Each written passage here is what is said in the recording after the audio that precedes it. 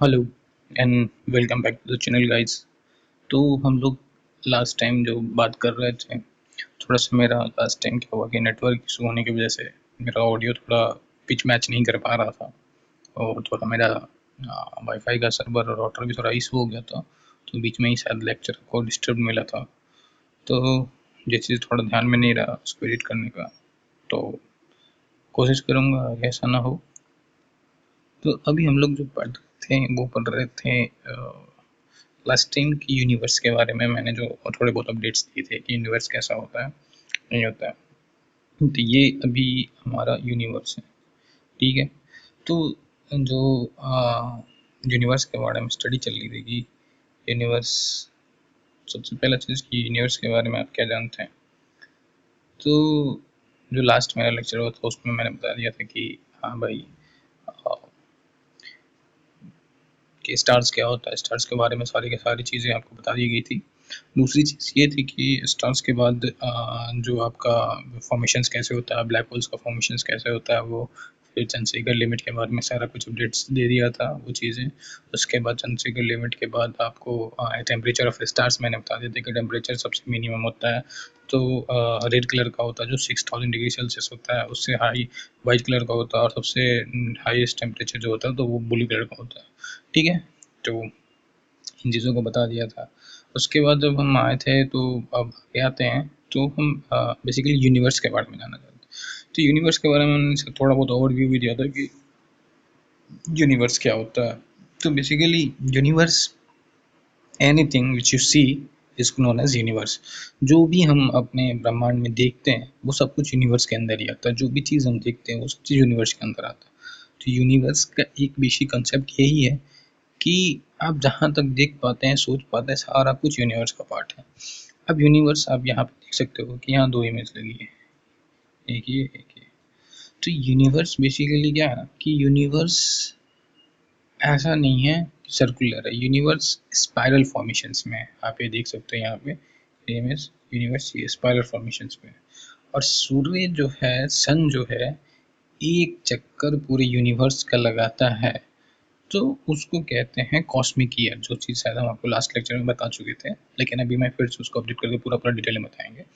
तो एक जो चक्कर लगाता है तो उसको कहते हैं कॉस्मिक ईयर। और ये जो इमेज है ये कॉस्मिक यूनिवर्स का, यानी अगर यहाँ से सूर्य चलना शुरू करेगा तो ये पूरा एक चक्कर लगाते लगाते लगाते लगाते लगाते जो टाइम ड्यूरेशन होता है, तो ये बेसिकली टाइम को शो करता है। यानी एक कॉस्मिक ईयर में, एक कॉस्मिक चक्कर लगाने में लगभग 25 करोड़ साल सन का लगता है, ठीक है।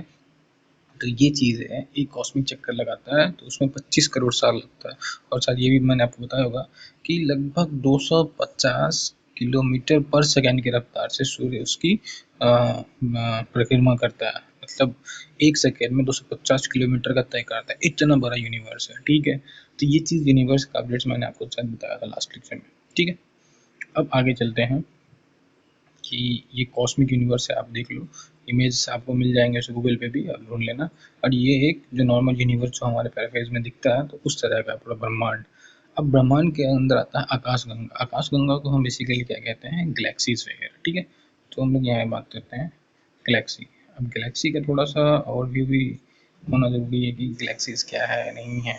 तो गैलेक्सीज के बारे में अगर हम थोड़ा सा जानते हैं तो ये देख लो कि ये हमारी मिल्की वे गैलेक्सी है, ठीक है।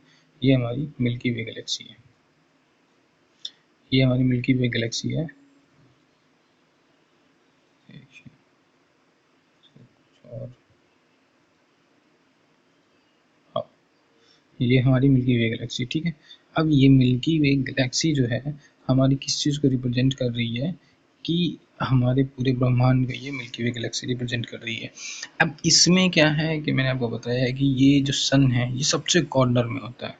अब कॉर्नर का मतलब ये नहीं है कि ऐसा है, आपको मैंने बताया ना कि जैसे आप स्प्रिंग समझ लो, स्प्रिंग होता है ना वो स्पाइरल होता है। ये देखो, एक के ऊपर एक, एक के ऊपर एक के ऊपर एक सेकंड यहाँ मैं दिखाता हूँ। स्पाइरल होता है स्प्रिंग ऐसा, ठीक है। तो क्या होता है ना, स्पाइरल होने के नीचे में हमारा गैलेक्सी भी स्पाइरल फॉर्मेशंस में है। बट क्या होगा कि बहुत मिलियंस ऑफ स्टार्स होंगे। बट अब देखो कि अगर यहाँ से हम देखें ये स्पायरल फॉर्मेशंस, तो ये ऐसा हो दिखता होगा, ठीक है। बट ये ऐसा देखोगे तो यहाँ भी स्टार्स होंगे, यहाँ भी स्टार्स होंगे, और जब इसको यहाँ भी देखोगे स्टार्स, यहाँ भी देखोगे bunch of stars, bunch of stars जो होंगे यहाँ पे, मतलब मिलियंस ऑफ स्टार्स यहाँ पे प्रेजेंट होंगे पूरे हमारे गैलेक्सीज के अंदर, ठीक है। बट इसी को हम 2D में देखेंगे तो लगेगा क्या कि यहाँ पे इस दोनों पोर्शंस पे एक ही स्टार है, इस दोनों पोर्शंस पे एक ही स्टार है, बट ये स्पायरल फॉर्मेशंस में होता है, इसलिए ये बहुत ज़्यादा मिलियंस ऑफ स्टार्स होते हैं यहाँ पे, ठीक है। अब ये एक टर्म आती है कि जैसे अब मैंने बताया आपको कि सन 250 किलोमीटर पर सेकेंड के हिसाब से ये ट्रैवल करता है। मैं आगे आपको पूरा पूरा क्लियर कर दूंगा और अच्छे से डीप समझाऊंगा। मैं इतना चीज़ बता चुका था तो ये चीज़ें मैं थोड़ा और भी कर रहा हूँ। अब इसको क्या है कि ये अब हमारी गैलेक्सी हो गई, और जो सबसे करीब गैलेक्सी है हमारा, उसको हम कहते हैं, ये हमारी गैलेक्सी के सबसे करीब है एंड्रोमेडा, जिसको देवयानी भी कहते हैं हिंदी में, ठीक है। तो एंड्रोमेडा हमारी गैलेक्सी से सबसे करीबी गैलेक्सी है, जो कि मिल्की वे गैलेक्सी से सबसे करीब है, ठीक है। और दूसरा जो सबसे करीब गैलेक्सी है उसको NGC 33 नाम दिया गया है। अभी तक इसका कोई एग्जैक्टली नेम नहीं दिया गया, तो यही चीज़ है अभी इसका नाम कि NGC 33। और अगर हम ये पूछें कि ये जो है हमारे सबसे करीबी स्टार्स सन से, हमसे नहीं, हम अर्थ पे रहते हैं, तो अर्थ से नहीं सन से सबसे करीबी स्टार्स है, उसका नाम है प्रोक्सिमा सेंचुरी। जो सन से सबसे करीबी स्टार्स है उसका नाम है प्रोक्सिमा सेंचुरी। तो ये सब चीज़ें ये है। और अगर कोई पूछता है आपको कि अर्थ से सबसे करीबी स्टार कौन है, अगर ये मान लीजिए अर्थ है आपके यहाँ पे, तो अर्थ से सबसे करीबी स्टार सन है, और जो सन से सबसे करीबी स्टार है प्रोक्सिमा सेंचुरी। बट अर्थ से दूसरा सबसे करीबी स्टार कोई पूछे तो आपको बताना होगा ये प्रोक्सिमा सेंचुरी दूसरा सबसे करीबी स्टार है। तो ये यही होता है फॉर्मेशन इसका। अब ये सन जब रिवॉल्व करेगा पूरे एक चक्कर लगा के आएगा, यहाँ से पूरा एक चक्कर लगा के आएगा, तो इसी को कहते हैं हम क्या चीज़, कॉस्मिक ईयर, कॉस्मिक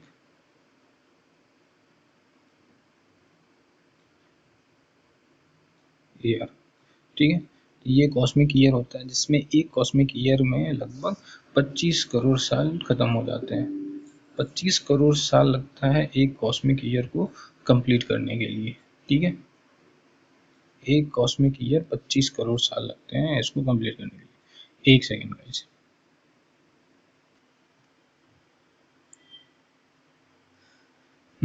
तो ये कॉस्मिक ईयर, एक कॉस्मिक ईयर को कंप्लीट करने के लिए लगभग 25 करोड़ साल लगते हैं, 25 करोड़ साल लगते हैं, ठीक है। तो जो अभी जो हमने बताया था उसमें, और इस तीनों को मिला के ही सुपर क्लस्टर, ये क्लस्टर कहते हैं, जब तीनों गैलेक्सी को हम मिला देते हैं तो ये सुपर क्लस्टर या क्लस्टर का फॉर्मेशन होता है, तो इसी को कहते हैं हम सुपर क्लस्टर या क्लस्टर, ठीक है। ये सब एक फ्रिक्वेंट टास्क क्वेश्चंस में आते रहते हैं, ठीक है। अब हम चलते हैं मेन चीज़ जो हमारा अभी का टॉपिक था, कि अब हम जो अभी बता रहे थे कि गैलेक्सी के बारे में, ठीक है। तो गैलेक्सी तो पूरी की पूरी स्पाइरल है, स्पाइरल फॉर्मेशन होने की वजह से यहाँ मैं छोटे छोटे स्टार्स को प्रेजेंट किया हूँ कि इतना ही नहीं, यूनिवर्स में मिलियंस ऑफ स्टार्स है, बट मैंने थोड़ा थोड़ा करके दिखा दिया कि हाँ चलो आप थोड़े थोड़े समझते रहो कि यहाँ पे भी स्टार्स है।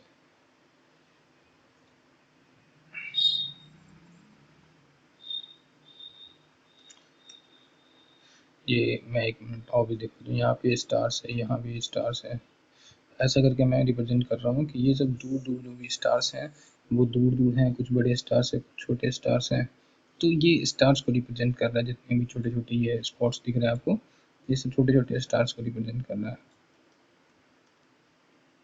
ठीक है, समझ लेना अच्छे से। अब क्या है कि मैं इसके बारे में आपको समझाता हूँ बहुत अच्छे से। अब ये मैंने सन बनाया था, सन से आपको बताया कि ये, अब क्या है कि सारे के सारे मतलब जितने भी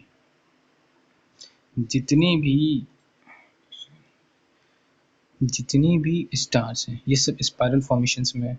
यहाँ पे आप देखोगे ये सारे के सारे किस फॉर्मेशंस में है, हमारी गैलेक्सी जो है स्पाइरल है, मतलब कैसी है, ऐसी पूरी स्पाइरल फॉर्मेशंस में है, ठीक है। अब स्पाइरल्स में होने का मतलब है कि एक के ऊपर एक स्टार जो आपको दिख रही होगी, ये 2D में है, बट 3D में आप देखोगे तो स्टार्स बहुत सारे बंच ऑफ स्टार्स है।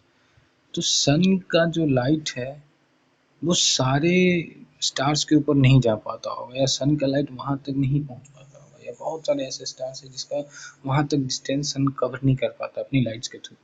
तो जो हमारे करीबी स्टार्स हैं, जहाँ तक उसको देख पाते हैं, तो जो बंच ऑफ स्टार्स, जितने दूर तक हम डिस्टेंस कवर कर पाते हैं, तो उस जगह जहाँ पे ग्रुप ऑफ स्टार्स, जो सूर्य से सबसे दूर स्थित स्टार्स है जिसको हम लोग ऑब्जर्व कर पाते हैं, तो उस स्टार्स को ही हम क्या कहते हैं, प्लेनेटोरियम, जिसको हम तारामंडल कहते हैं। इसका एग्जैक्टली नाम हिंदी में कुछ और तारामंडल ही है, बट इंग्लिश में इसको कंस्टलेशंस भी कहते हैं, लेकिन मेरे ख्याल से मैंने जहाँ तक पढ़ा था उसको प्लेनेटोरियम ही कहते हैं। ठीक है, तो ये चीज़ मैं आपको एक बार ड्रॉ करके दे देता हूँ, मैं कलर से बता दूँ। जो सूर्य की दूरी से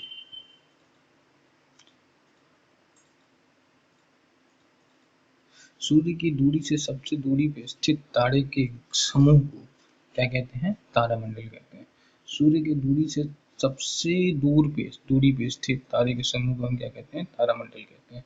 ठीक है, अब क्या होता है कि इस सूर्य की दूरी से जो सबसे दूर स्थित तारामंडल के ग्रह को अगर हम तारामंडल कहते हैं, तो अब क्या होगा कि सूर्य की रोशनी कहीं और करीब भी पड़ती होगी। ऐसा ही है, ऐसा है या नहीं है? सूर्य की दूरी जो है कहीं करीब पे पड़ती होगी ना, कि हाँ, एक सेकंड, स्टार्स, तो सूर्य की डिस्टेंस जो है कहीं करीब पे पड़ती होगी। तो ये जो डिस्टेंस है, मैं दिखा रहा हूँ, देखो ये हो गई एक, ये नक्षत्र, वो तारामंडल है। सूर्य की जहाँ तक लाइट जाती है, जो बंच ऑफ स्टार्स हमने कहा था ये, बट सूर्य की दूरी की जो यहाँ पे इसको कंसिडरेशंस कहते हैं, उसको हिंदी में कहते हैं नक्षत्र। ठीक है, इसको नक्षत्र कहते हैं।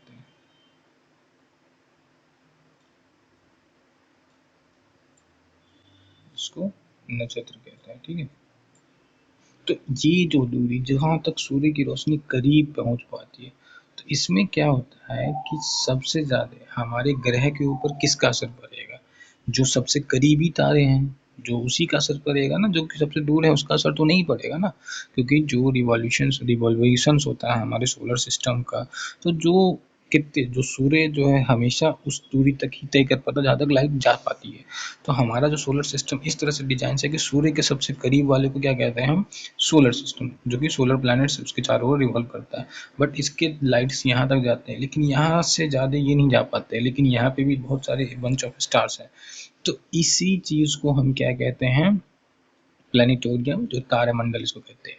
इसका लगभग टोटल नंबर ऑफ संख्या कहते हैं 88 के अराउंड है। ठीक है, 88 है टोटल तारामंडल का संख्या, बट जो नक्षत्र है उसका 27 है। ठीक है, 27 होता है इसका पूरा का पूरा संख्या। ठीक है, और सोलर सिस्टम तो आपको पता ही है, अभी सोलर प्लैनेट होते हैं उसमें 8 है, जो पहले 9 था और प्लूटो को हटा दिया गया। ठीक है, तो 9 में से अभी 8 को कंसीडर किया गया।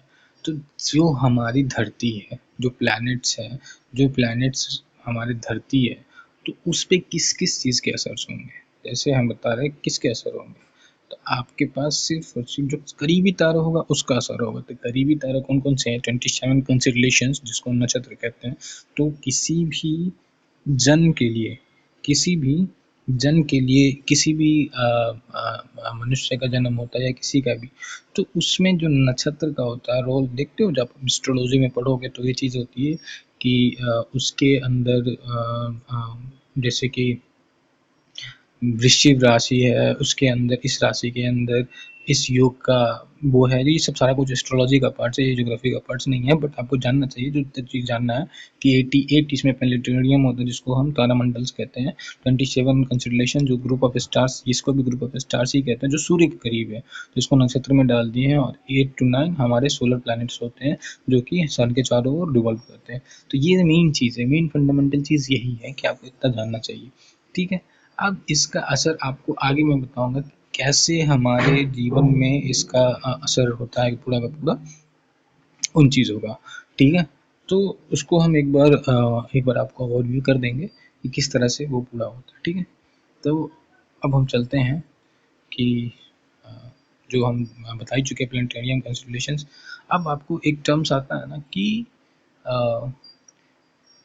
एपीहेलियन एंड पेरीहेलियन। अब एक चीज़ आप सबको बहुत मज़ेदार चीज़ अभी समझाने वाला हूँ कि कॉन्सेप्ट कहाँ से कहाँ निकलता है, ठीक है?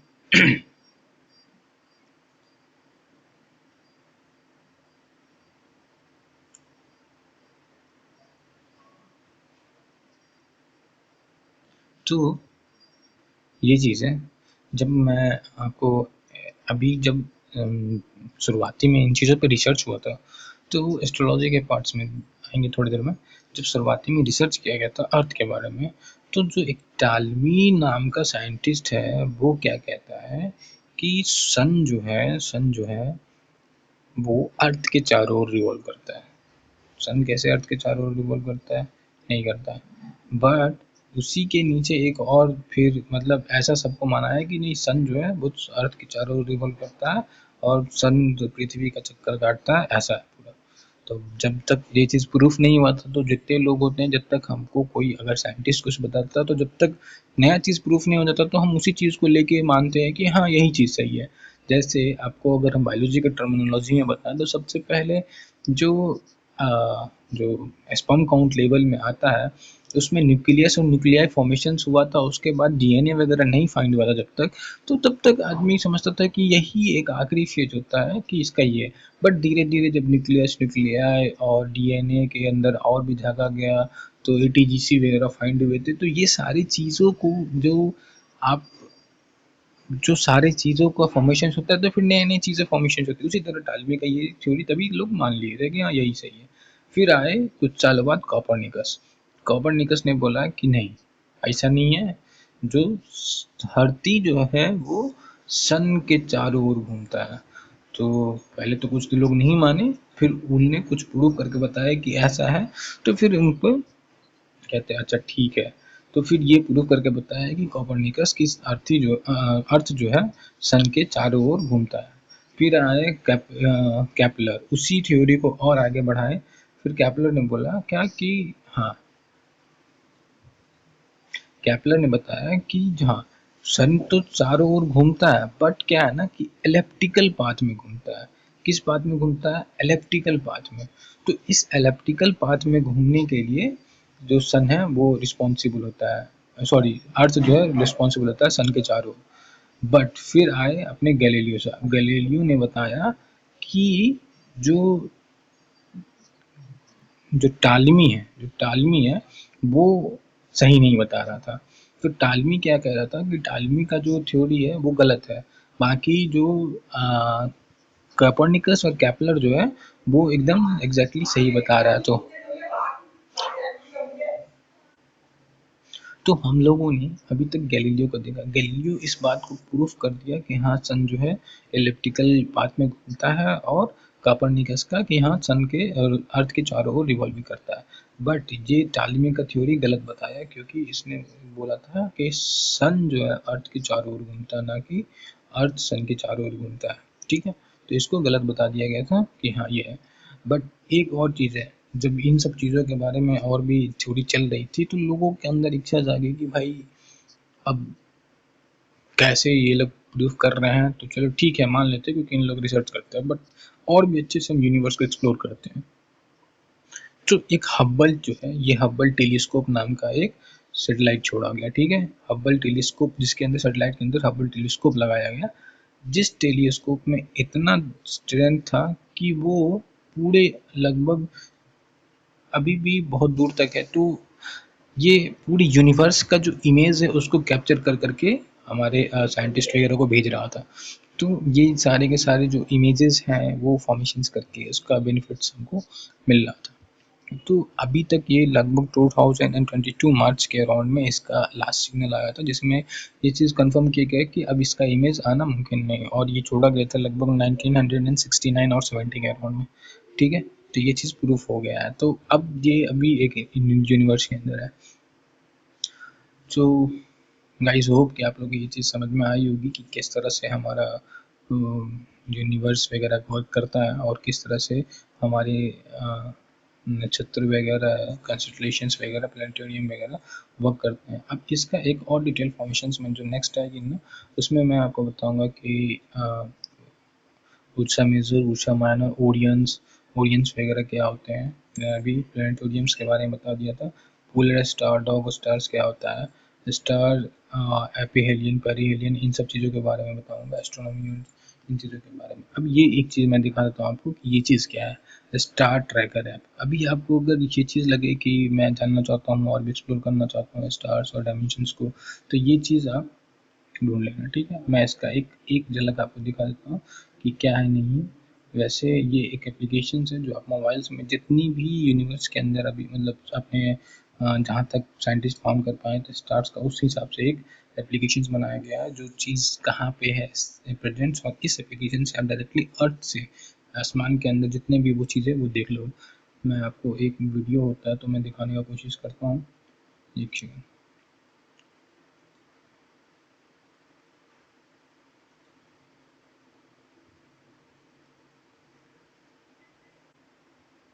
सो ये रहा वीडियो दो गाइस। मैं इसको शायद पूरा नहीं दिखा पाऊंगा बट जितना भी दिखा पाऊंगा वो चीज़ आपके बहुत काम आने वाली है। ये देखना, इसमें माइट भी कॉपीराइट क्लेम ना आ जाए, बस मेरे को यही दिक्कत है, तो मैं इसका साउंड म्यूट कर दे रहा हूँ।